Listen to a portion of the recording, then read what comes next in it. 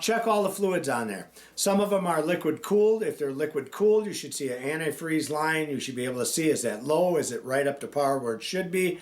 You need to be checking that. The transmission fluid on there, you need to be pulling the dipstick on those if it has it and checking the tranny fluid and to see if that's up to snuff where it's supposed to be.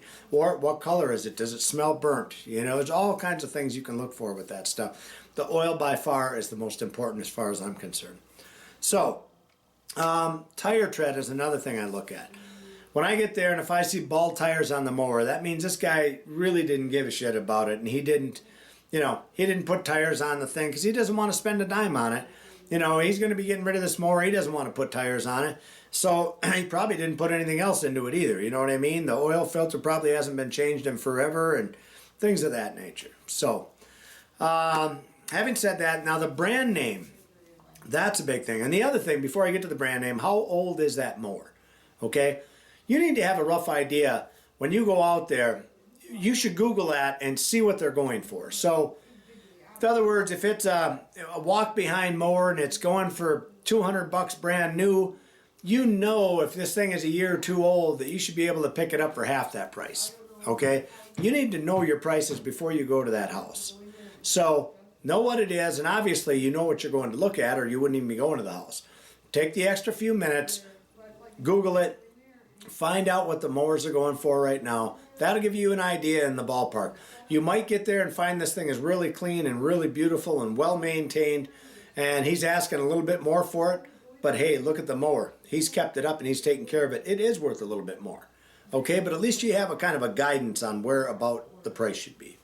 All right, so then, okay, the name brand, it says a lot also on the quality.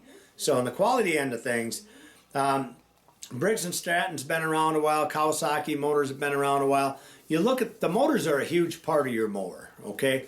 So if it, you know, has there's different names, like a lot of these Taiwan, Japanese, I mean, granted, most everything's made over there nowadays, but you see these off-the-wall Natashi brand motors. I mean, where are you going to get that shit fixed when it breaks? You know, you can't. So if you know something about these already, and you know there's nowhere you can take that to get that fixed, don't even think about buying that machine. That's why he's trying to get rid of it probably, okay? So, quality of the engines. When you get the Kawasaki's, even the Kohlers have had some good motors, and everybody's going to be different. Everybody's going to say, oh, I hated Kohlers, I hated Kawasaki, I hate Tecumseh, I hate all Briggs & Stratton. Everybody's got their own opinion about these things.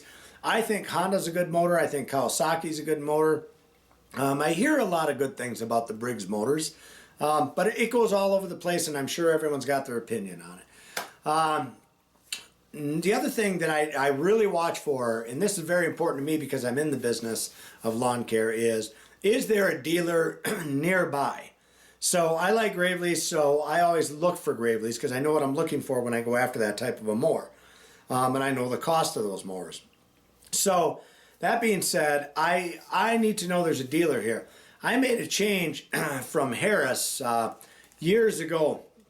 They had the mowers when they came out. One was a Derby and the other one was a Stallion, and they were made by that Harris or whatever, and they were good mowers. I thought they were top of the line. We had a dealer in town. The dealer turned out to be a piece of shit, and I sold the thing, got rid of it. I could never get it fixed. He was supposed to have a loaner for me, all kinds of things. You need to make sure that you have a dealer there in your town that can work on this thing. Because at some point in time, all mowers need to go into the shop. Because there's certain things that happen that you just can't fix, okay? So that's when you take them into the shop. So make sure you have a dealer for that mower that's in your vicinity so that you can take that mower in there and get it fixed. There's some guys that work on anything. Just make sure you know that you're going to be able to take it someplace, okay?